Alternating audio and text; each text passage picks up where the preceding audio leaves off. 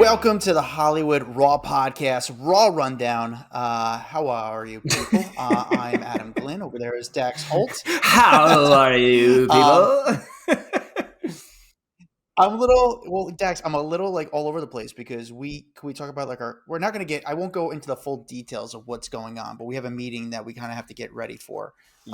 It's an interesting meeting. It's a unique thing.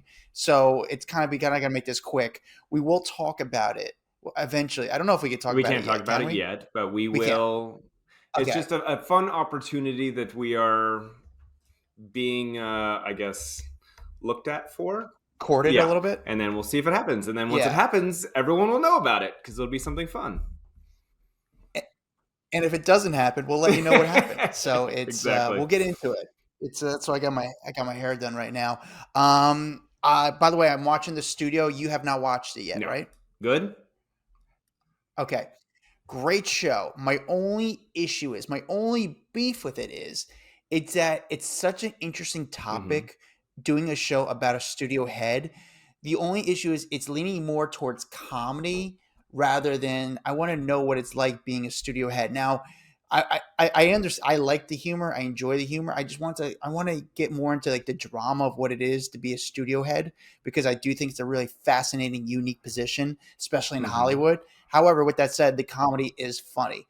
This past episode was almost like a Curb Your Enthusiasm episode, and I don't want to make the shows too similar. I want to find out what it's like to be a studio head. I find those positions again just so unique and interesting. So much work and so much pressure having to run a studio. I mean, think about every movie that goes out there and the scrutiny that every movie gets, and now you are the one in charge of it. And if something goes to hell, it's on your plate. Like, that sucks.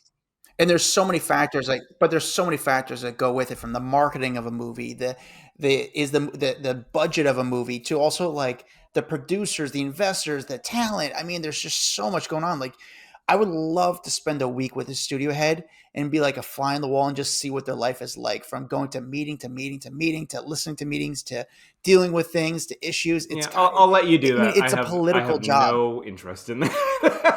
It sounds miserable. I also have nothing else going on in my life, so I got a week. No, I'm kidding. All right, let's get to before we get to the Raw Rundown, do you have a review? Not right now because I'm saving it because we got to get through so we can get to this meeting. So we're going to have a little bit of a quicker podcast today just because we got a lot going on in our lives right now. Okay, so our Raw Rundown, we give you the top 10 stories of the week. How do we do it? It goes by Google search, it goes by data, and lastly, it goes by our personal opinions. But at the end of the day, it always comes to the data. Just like every single news outlet out there, they're looking at the data and see what people are clicking on. And these are the top 10 stories of the week. Let's get to it, starting with number 10. Number 10, Chappell Roan. God, she's annoying. I mean, that's literally what it comes down to. But she did this whole Call Her Daddy interview, and it's funny. I even had someone here at the office say, "Hey, do you know much about Chappell Roan?" I was like, "Well, I know a little bit." She goes, "God, she's annoying." And I'm like, "Oh, tell me more. I want to know more why you think she's annoying too." And she's like, she just comes across so unlikable on this podcast that she said, "Look, I started listening and I couldn't even get 15 minutes in before I had to turn it off." Well, Chappell is now just getting destroyed on social media because she went on Call Her Daddy and basically said that having kids is hellish and that all of the parents she knows are miserable. And so there's obviously a lot of parents online coming after her. But here was a quote. She said, "All of my friends who have kids are in hell." She said, "I actually don't know anyone who is like happy and has children at this age. I literally have not met anyone who is happy, anyone who has light in their eyes, anyone who has slept." And of course, that is getting a lot of backlash. I'm not saying that she's wrong, but I feel like as a parent, I'm allowed to say that I'm tired or that it can be hellish at points. But there's also a lot of beautiful things that you get out of being a parent, and her to categorize it as just basically hellish and everyone's unhappy, I don't think is necessarily true. Why is she so unlikable? I don't say she needs media training. I don't find her likable. And I love that Pink Pony Club great song. Great.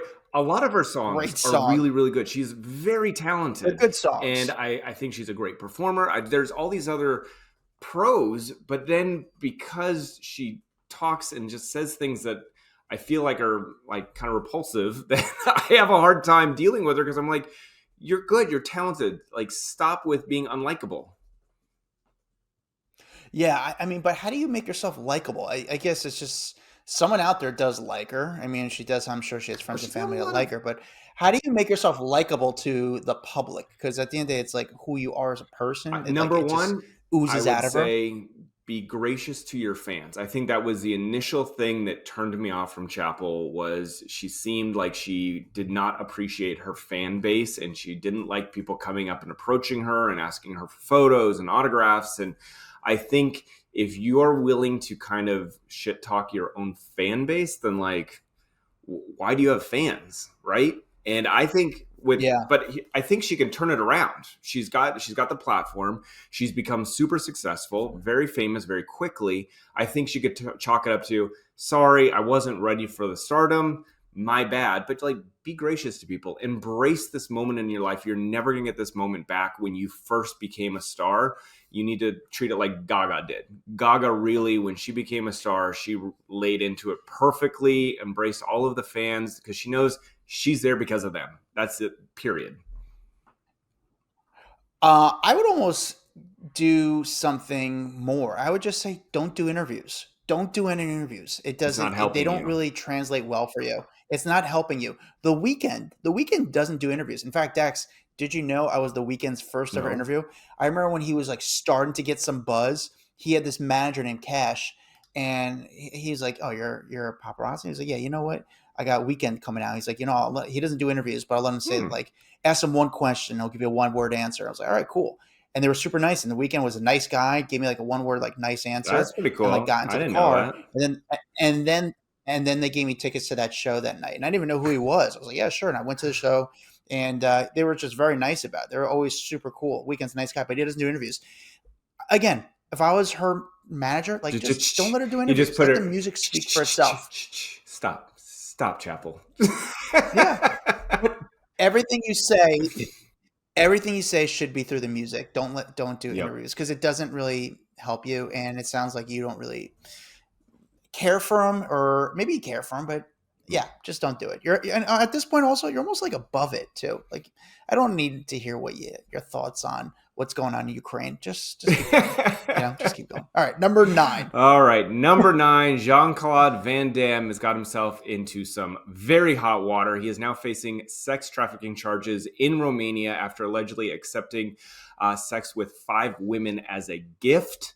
And those 5 women would have been trafficked women in Romania. So this is a huge story breaking. I think it's Atina 3 is how you say it. It's a CNN affiliate over there, is the one who actually broke this. But basically, there has been an investigation. Organized crime and terrorism unit has filed a criminal complaint against him, claiming that he knowingly had sex with several women who were being trafficked. There's quite a few people that are under the microscope right now. We know that obviously, what's their names? The Tate brothers. They're kind of in similar situation. The Right? tape Yeah, brothers, they're yeah. similar situation uh, in Romania. Romania as well. And they weren't allowed to leave the country for a long time after they were arrested on those sex trafficking charges back in 2022. So we're going to see how this develops. There's not a lot of more information. They did say that the alleged incident went down in Cannes, and so the French government was reportedly a part of this whole thing and has authorized criminal proceedings. So not clear whether or not that's going to happen, but this story did break this week, and I'm sure we're going to hear a lot more about it because he's a huge name to be associated with something like this. Yeah, Romania has like strict laws against sex trafficking, but they have very lenient laws for other things. And Like, what are the I'm other gonna be honest with things? you, I don't really know. I don't know. I just heard that when it came to some. Honestly, I probably don't know what I'm talking about. I'm not gonna lie. But I think when it came to, that's why the Tate brothers like lived in Romania. Not, I think they had family there. They had like kids Okay. there. The kids were growing up, but they're lenient on some laws, but they do take trafficking sort of serious. But I think the story is a big story, but we don't really understand as far as American media outlets don't understand the laws yet with Romania. So it's a very difficult thing to cover because we're all just trying to figure it out, from the investigation to actual what's legal, Well, I what's think it's not. got to play But out. Yeah, Jean-Claude we're going Van, to see how this investigation goes to see, is this true or not, or is he being tied into it? I don't know. We'll see. he's one of the few people I've never met, and I always want to meet Well, not Jean-Claude Van anymore, Damme. bro. He's a legend. I mean, we'll see what Yeah. happens. Do you find him to be a legend? Yeah. Okay, because I still watch Jean-Claude Van Damme movies. Yeah, he's fine. Like, not like I would say like at least every 6 months I'll put on some sort of like kickboxing movie for some reason from the 80s, like a blood Yeah, you're sport. weird. Okay. Do you know? You know what? Well, actually, can I tell you one last thing? The other one person I wanted to meet was Chuck Norris, and I remember when he was doing the Expendables press. Chuck Norris was coming out of the Fox Business Building, right? And he came out with, no joke, Dax, like 15 bodyguards, Why 15 does he need bodyguards for 15 Chuck Norris. bodyguards? And well, here's the craziest part is, like, I was the only person there. I'm like, Chuck, and I'm like trying to get a photo with you, and he just like kind of waved to me. He's like, Chuck, can I get a photo with you? And he just like waved and like got into the car. I was the only one there. He had like so many bodyguards with him. I go to the bodyguard. I'm like, hey man, why does Chuck Norris have so many bodyguards? You understand? People want to beat up Chuck Norris Because they want to be I the go, why one to would people want say. to beat up Chuck Yeah. Norris? Exactly. He goes, people want to beat up Chuck Norris just so they say they beat up Chuck Norris. So he's almost like a very big liability, especially when it comes to promotion. I'm like, that is insane that people want to beat you up just so they say they beat you up. I'm not surprised at Dumb all. story. People All right, Dex. are weird. Number 8. Number 8, Kristin Davis sharing some strange cult type rules that they had on the Sex and the City set. And she's talking about it all on her podcast. She got the podcast, Are You a Charlotte? And so on Monday, she had on one of the writers from the show, Jenny Bix, I believe is how you say her name. She stopped by, and so they started talking about the show and everything. And she said, at the beginning, there weren't any rules, but then slowly over time, there's all these rules that started to come out with working on the show. And she noted that one of them was no hose unless they were fishnet. And she said, and then we went through this whole fishnet phase. And if you could find double fishnets, that was great. If you could find new double fishnets, even better. But these rules that they had to work with. And then she said that there was also this like high heel height situation, which took her a while to really get on board with, because they were such huge high heels that it was like, and of course you got Sarah Jessica Parker on that show, who could literally run down the street in high heels. And so she was like trying to keep up with someone like that has no problem running around in these huge high heels. And she said it was tough. And Sarah's over there making it look so easy. But she was just like, it was kind of frustrating that all these rules started to come in place. And I'm assuming a lot of them are just fashion rules, because the show at the beginning probably wasn't this like huge fashion icon show. And then it really became that. And so then they started to think, oh, we really need to focus on our fashion and what people are really tuning in for. Yes, the storyline, but also the fashion. So I think that's really what kind of came along with the show. I would just love to know what the beef is really with Kim Cattrall and Sex and the City. I mean, there's a lot of dark things that we really don't know about the Sex and the City show. For her not to come back on the show, which she was going to get paid very well. It's not like she's like got a ton of other things going on, but she was going to get paid. But you have to hate it pretty bad if you're like giving up a fatty paycheck like that. Very weird, very dark, and I wonder what the relationship with Sarah Jessica Parker. And You've had some run-ins. You're not a big fan of SJP, are you? No, actually I'm not, because you actually had to think about that longer than I thought you were going to have to think about it. I was going to try to give you like the PC, like political answer, but she's a liar. She lied about it, and she clearly 1000% she lied about an incident she had with me. And I will say I'm appreciative. One time she did give me an interview. But I asked not bad questions, just about the show's coming back or something regarding the show. So I am appreciative of that sense. But other than that, the way she carries herself, it's not nice. But it's got to be weird for her to walk around the streets of New York City, because people, they associate New York City with Sarah Jessica Parker. So when she walks around, it's like, oh my God, there's Carrie Bradshaw, in New York. It's such a Sex and the City moment, but she's just Sarah Jessica Parker. Honestly, I'm not a fan. But that goes into a longer story about. I'll eventually. Okay, I was a fan of the show the first time. Not when they went to HBO Max and the whatever it is, the new one they ever did. That was terrible. I don't watch any of that. The woke Mhm. version of Sex and the City when it got weird. But other than that, I did appreciate the show. I just, yeah, not a fan of really her.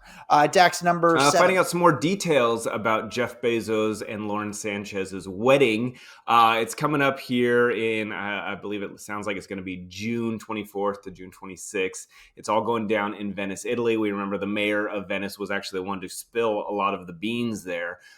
He was talking to the press and saying that, hey, and he was doing it, I think, for a strategic reason, because once you hear, oh my God, there's going to be this massive wedding going on in the city, people start to get freaked out and said, oh, we're not going to go there. We're going to pick a different destination. So I think that was really the thinking behind that is, hey, it's only a 2-person wedding or 20-person, a 200-person guest wedding. And so like, don't get too freaked out. Everyone still come spend all your money in Venice.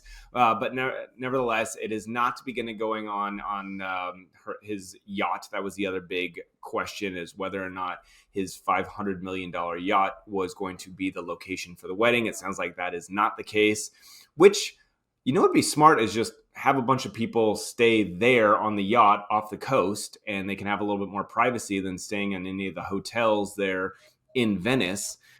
It's Why? tough. Yeah, it's tough though. How do you make that wedding private? First of all, you're going to Venice. There's gonna be boats, helicopters, drones. I mean, at the end of the day, it's like you want to make it a very intimate thing, but there's only so much you can really do. Like, just do what Britney did. Just get a lot of security, put it under a tent, and that. How else do you make something like You that private? can't. Unless you put in like an estate and a farm, No, even it's that you impossible. can't.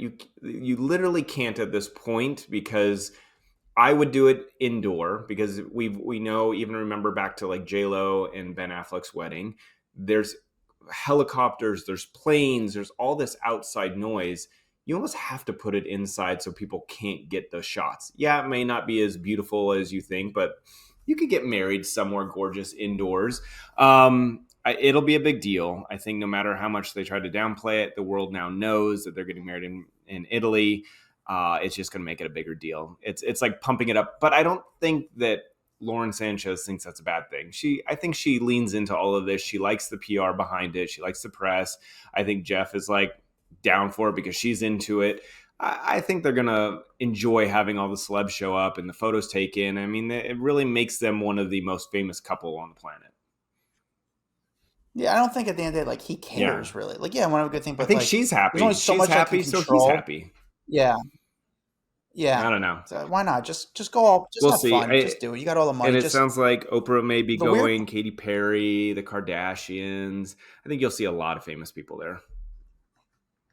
The only thing that was weird I noticed is something they said when it came to the invitation. They said you have to pay for the Wi-Fi, which is like what? Like, no, I'm just kidding. April Fools, guys. By the way, I did an April Fool's joke about me going on our private Facebook group off the Mhm. record. I did an April Fool's joke that I was going on Summer House. So many people looked at this story, and it had to be because the cast members looked at this story, and they must have sent it to each other. Like, wait, do you know about this? Like, who is this guy? Like, I couldn't believe how many people looked at my story at me doing this, and I'm like, yeah, the cast members must have looked at the story and just They all sent freaked it to each other. out. Like, what the That's so like? funny. Who is this guy? And then Kyle wrote to me and wrote laughing, and I was like, okay, he gets a joke. He gets it. Like, obviously, I'm a I'm one of the few male dumb super fans of that show. So, all right, number Number 6, Dax, or 6. 7. What am I? 7 We are on or 6. Yep, 6? we're on 6. Yeah, Kristin Cavallari. Remember how she was talking about dating that mystery athlete there for a while? of Well, course. she then revealed his name, and he is now speaking up about it. So Nate Thompson is the guy's name. He is the former NHL player. He's 40 years old. And she kind of outed him the other day, just saying, like, look, this was one of her deepest relationships to date. And she started talking about it, released his name, and he is saying, oh, okay, well, if she's going to talk about it, I guess I can talk about it as well. And he said, he said, despite the relationship kind of being under wraps for some time. He admitted that he knew it was a matter of time before things became public. He said, look, this is her world. This is what she does. And her podcast, obviously, as you know, is very big. And she talks about a relationship. So I knew it was probably going to come out eventually. He says, I have nothing bad to say about Kristin. She really, really is a good person, a great mom. And yeah, it was fun. And then basically reiterated that everything was fine with Chris and Cavallari opening up about their history. But listen, it's her brand. It's her brand, which is talking about dating right now. She has made it her thing. So I think anyone who dates Kristin at this moment, you have to know you will be talked about in a public fashion. And you just got to accept it if you want to date her. See, that's the thing that makes me nervous, Why, are especially you like planning in on dating celebrity her? culture. No, listen, I think she's one of the prettiest celebrities out there. But like talking about celebrities, I don't know where the line is. Like Kathy Griffin, for example, she's sort of an open book where she'll talk about the celebrities she hangs and Mm-hmm. talks about the whole thing, with the party she went to, the celebrity But she you said, remember that kind of even that for kind us. of put her in like a weird spot. She said she would walk into big shows and all the celebrities would kind of run the other direction because they didn't want their stories told. Yeah, so I wonder, like, where is the line? Where's the balance where, hey, you give a little, but you don't give it Mm-hmm. all? I mean, even when we do this podcast, I try to give you as much as possible, but I mean, I pretty much do. I tell you that Sarah Jessica Parker sucks. I don't think I'm going to be at any parties with her anytime soon, or is she going to be listening to the podcast unless this thing blows up. But it's unique how some people can get away with it and some people can't. But I guess it depends on the subject matter they actually Well, I discuss, think with like her, the she content. doesn't care. She's talked about Morgan Wallen. She's talked about Jason Statham. She's aired out a lot of the people that she has dated. But again, it's fueled a lot of numbers to her podcast. Her podcast quickly became one of the biggest podcasts in the country because she's like, oh, she tapped into this dating side that people are fascinated with her and they want to know more about her dating life. And I think her being single actually helps out the podcast because her saying that she's reactivated her Raya account. She's like, look, I'm not out there just hooching around, but I am interested in finding someone. I'm finding love and that partner, and people will go on that journey with her. Yeah, even like some of the Andy Cohen, do celebrities? I feel like people, even though Andy Cohen like kind of says Mm-hmm. everything, people still hang out with him. From John Mayer, the Bon Jovi, like he's still in the Hamptons. Like they don't like Kathy Griffin. They kind of keep her away. Andy Cohen, they let him still do what Well, he because wants. he's got a bigger platform than she does. That's why. Like, look at it. If you have a big platform, people will still hang out with you because they want to come on Andy Cohen's show. He's a powerful person, so it doesn't matter. There's really big people out there, and even if they open their mouth, there will still be people that want to hang out with them just because of their power and influence. We should apply to be bartenders on Watch What Happens Live. I don't know if we'd get on, but we should. Let's do it. How do we do that? Maybe we would. Do you know anyone at I Bravo don't we know. can call? I'll send them a DM on MySpace. See if they answer or respond. Number 5, Oh, Dex. this one makes me sad. Teddi Mellencamp is opening up about her cancer battle, and now it's not looking good. It really is not looking good. She revealed that she is now stage 4 cancer, and after the 6 new tumors were discovered in her brain earlier this year, she previously said that she felt like she was on her deathbed and already undergone more than 20 surgeries during her 2.5-year battle. But she was originally diagnosed with melanoma, but has now metastasized to her lungs and her brain. And she had a whole sit-down interview with Us Weekly. She said days after her interview, she discovered that she had 4 new tumors on her brain, and her daughter, she's obviously the daughter of John Mellencamp. She's basically saying that she's looking at what that future looks like for her children and potentially a life without her in the very near future. And so just scary and sad. And it freaked me. Honestly, this story freaked me out this morning, dude, because I was texting with her because we were both doing the melanoma thing at the same time. Like, she had that big surgery across her whole back. I was in the middle of my recovery from my melanoma surgery. And so we were texting back and forth with each other. And now I'm sitting here watching her basically fight for her life. And it just made me realize, like, fuck, I really need to get back in and do my blood work. Like I go all the time to get my skin checked, but it's the insides that, is the stuff that's not visible. And so just started thinking about her and her kids and my kids. I'm like, okay, I got to go get myself back in there for my blood work. Yeah, very sad. Teddi, super cool person, very nice, very cool. Also a great guest on the podcast. She brought her dad, like I think she called her dad, if I remember. Yeah, she we were tried on the calling her dad. podcast, and just That's yeah, pretty sick. she just gets it. Very cool. I'm sad that she's going through it, but Yeah, you she just gotta basically keep an eye said on. that if you need to do when it comes to all of she's done radiation, she's done chemo, immunotherapy, she's done a lot of stuff to basically fight this off. And I think a lot of people close to her said she is the biggest fighter out there. But she said it's got to be extremely difficult to think about the end. And she said that Garcelle has not reached out to her, which I was kind of shocked. Kyle Richards has been there for her. A lot of the cast members have basically reached out to go, hey, we may not be on the best terms, but I'm really sorry for what you're going through, and my heart's with you and your children and your family. Sad story. Dax, give me better news at number 4. Oh man, better news. Well, Sydney Sweeney is available. Is that better news? I don't know. When do you ask? What's her latest? Is she single? Is she not? Are we still going? Yeah, she's single. Do we still care? Listen, we kind of briefly mentioned this earlier in the week, but she did call off her wedding to her fiance Jonathan Davino, and it doesn't sound like it's this big, horrible, negative thing. It's just, listen, she's crazy busy right now. She's filming all these movies. She is one of the biggest actresses in Hollywood at the moment because she's just the it girl. I'm not saying she's the most talented actress in Hollywood at the moment, but she is this it girl status. And basically her life is filled with work, and she cannot focus on a wedding. She can't focus on engagement. So what was best for her was to move on. And we've been talking about this for a long time. We knew that they had kind of split up, but it was still kind of rumors at that point because she was living at the Beverly Hills Hotel. He was not there. We hadn't seen photos of him in a long time. She deleted the one of them from New Year's off her Instagram page. And they really just kind of made it official this week through sources close to her, which I wouldn't be surprised if it's just her in reality. And they're kind of moving on. So Sydney's available.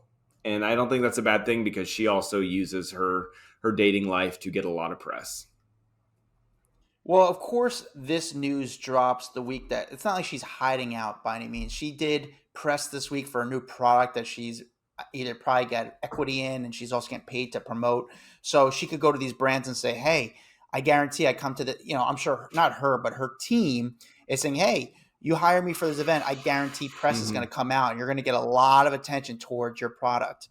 So I'd be curious what her rates went from the product this week compared to what it did 2 months ago when nobody cared. So she's good. My personal feeling is somehow these two are going to end up back together. And then there was some rumors because she attended Glen Powell's sister's wedding and Glen was there. And so people are like, oh my God, are they getting back together? Or even though they weren't really together, that was just a publicity stunt. So yeah, I mean, people just like to talk about Sydney is really what it comes down to. He was in New York this week promoting a new product. He was on the Today Show. He's got some new sauce or something like some Walmart brand. So, I mean, he's now in the business. And again, it's a business of using the attention to kind of to bring to a product, and also gets, it's all show business. Again, my personal gut feeling, I don't have inside sources. I think they're still somewhat together. They're just busy. They just don't have any immediate plans for a wedding. And they're just having fun. Like they're laughing to the bank. Okay. If you're watching on YouTube, I had to change my shirt because we had to stop down. We had to do our meeting. We had a big meeting, so we had to get ready for it. So I changed my shirt. Now I feel more comfortable. All right. Number 3. Morgan Wallen trolling after that huge SNL I don't want to say debacle because it's not really a debacle. It's more like that moment he walked off after SNL and everyone was like, oh my God, Morgan is so rude. Everyone always stays, the musical guest always stays to, send the show off along with the cast. And Morgan just kind of pieced off before the end of the show, and it kind of threw off some of the cast members. And then on his way home, he sent a picture from his jet and basically put, got to get to God's country. What did he say? Do you remember what the exact quote was? It was Bring like, me to God's country. get me to God's Get me to country is God's what country. it said. So he's like, get me to God's country. So he was getting just raked over the coals for it. But he went and turned lemons into lemonade. He is now releasing a clothing line or a merch line that says, get me to God's country. And there's some people trolling him saying it's tacky. It's a dumb move.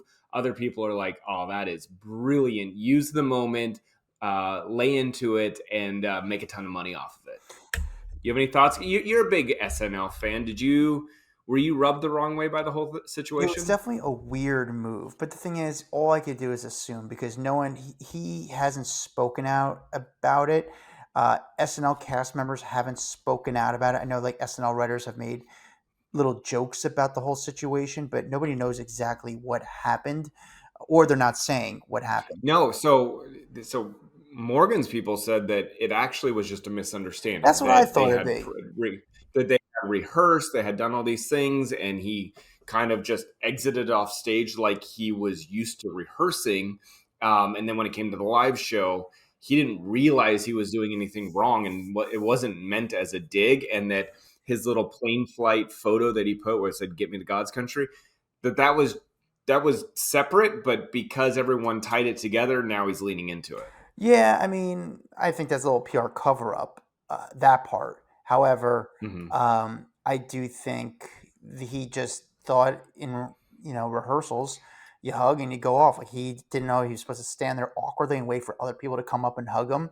He might not be a fan of the show. So I do think there is some miscommunication. I don't think he's offended by the type of jokes they do on the show, that they're liberal,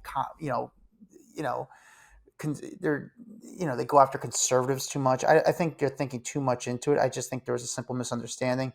He did the post, timing wasn't good, and it just wasn't good timing. And I think there's a little bit of PR cover up.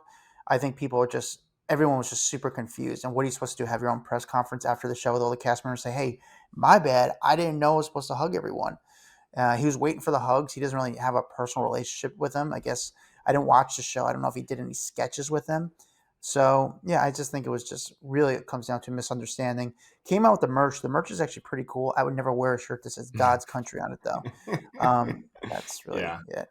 All right. Not my thing, but I have a legit question for you real fast. Yeah. Who do you think has become more unlikable, Blake Lively or Meghan Markle?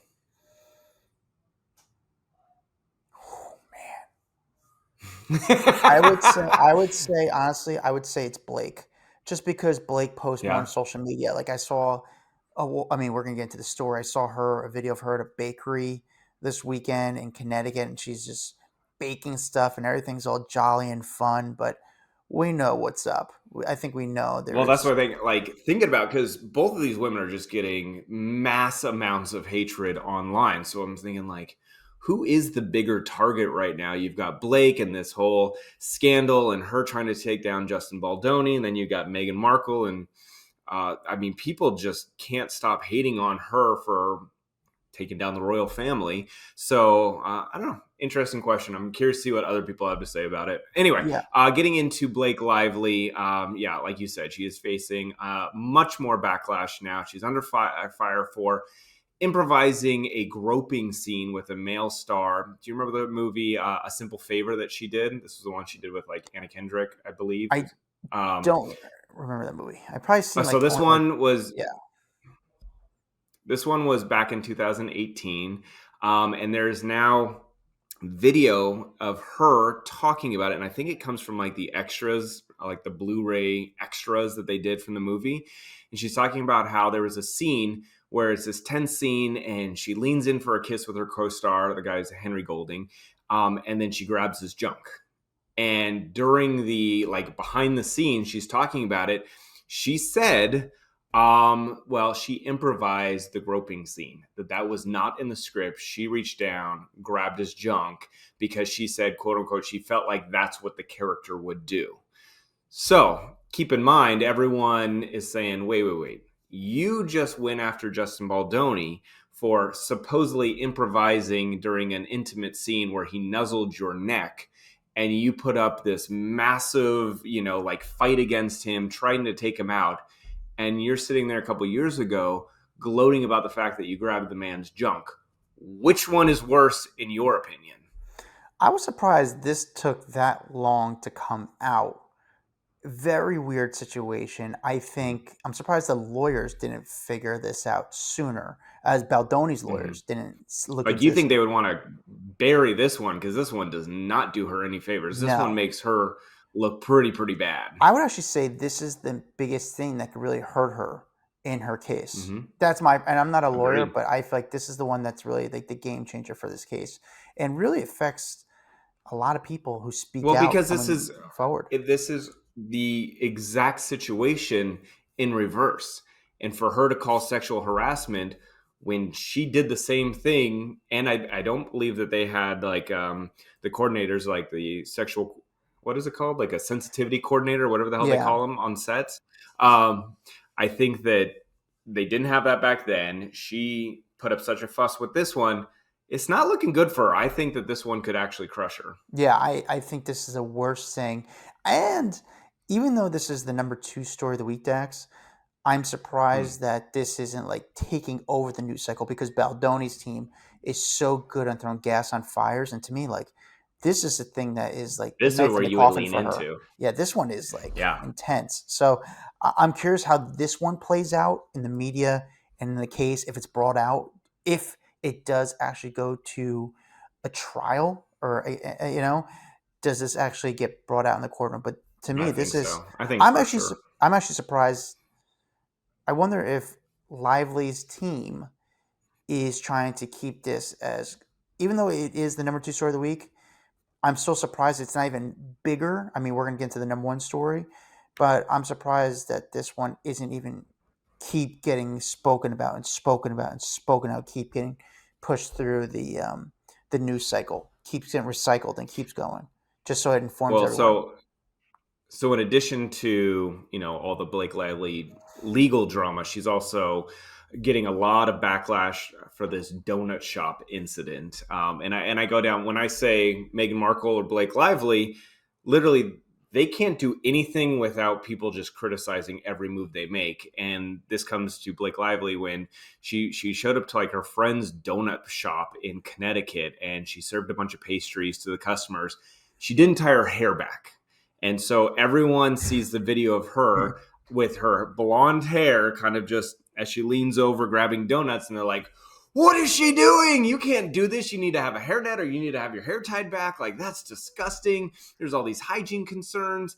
And I'm just thinking, if it was any normal time, if this was 2 years ago, she would not be getting this kind of hatred. But on top of everything with Baldoni, she's not going to be able to do anything without people criticizing every move she makes. And that is really because she has turned everyone against her.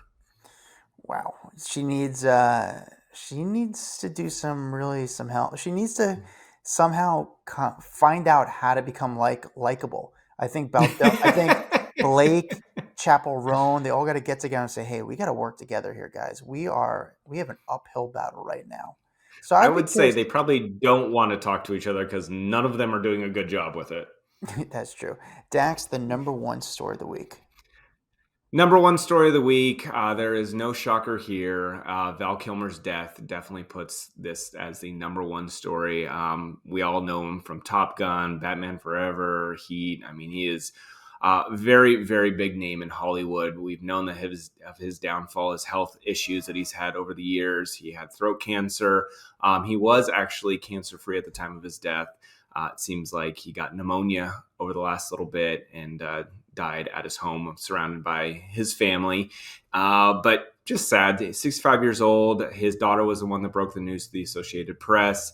And TMZ put up a story that he's actually been like bedridden for years at this point, just really weak after all of his treatments, having a really tough time. We know that he was obviously in the remake of the Top Gun movie, where it was really cool that they had him in there. And even though he had such trouble talking, that was one thing he said, like, he kind of disappeared out of the limelight once he got his tracheotomy, and he couldn't really speak very well. And so for them to go out of their way to write him into the script, to make sure that they could include him in there with, a character that doesn't need to really vocalize too much, was, I thought, a really cool thing for him to do. As of us recording, I have not seen any comments from Tom Cruise. I've seen comments from a lot of other big names in Hollywood, but not Tom at this moment. A lot of people praising his work, praising his friendship. I know Cher and him dated for quite a while, but then also remained really good friends. And she just said, I'm really going to miss him. I think that he was such a great person, fun and spunky. And, she had a lot of kind comments to say about him from their lots of time they spent together. And you may have forgotten, he actually had pretty famous relationships with Cindy Crawford, Angelina Jolie, Daryl Hannah. I remember he was like super brokenhearted over the relationship with Daryl Hannah that once they broke up, and they were together for very long, but he had even said in his memoir that he like forever loved Daryl Hannah, which I thought was kind of sweet. Yeah, Val Kilmer, to me, I've met a lot of celebrities. Val Kilmer is one of those people I've never met, but if I saw him, I wouldn't be starstruck, but I'd be like, whoa, that's Val Kilmer. And I know that sounds a weird thing, right? He wouldn't be starstruck, but you'd be kind of like, you can't believe you're looking at him. But he's great actor, iconic look. I thought he was in a solid Batman.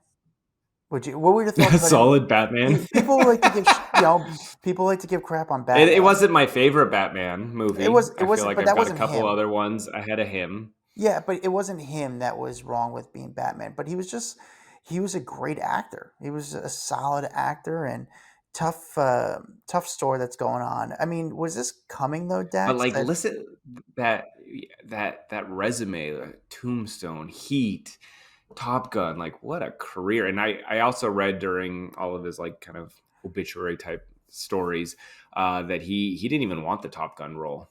Isn't that crazy? No. He went in there not caring about the storyline, wasn't interested at all, half-assed the audition, and they ended up calling him back and giving the role. And he was even shocked, like, the hell, why would they want me for this role?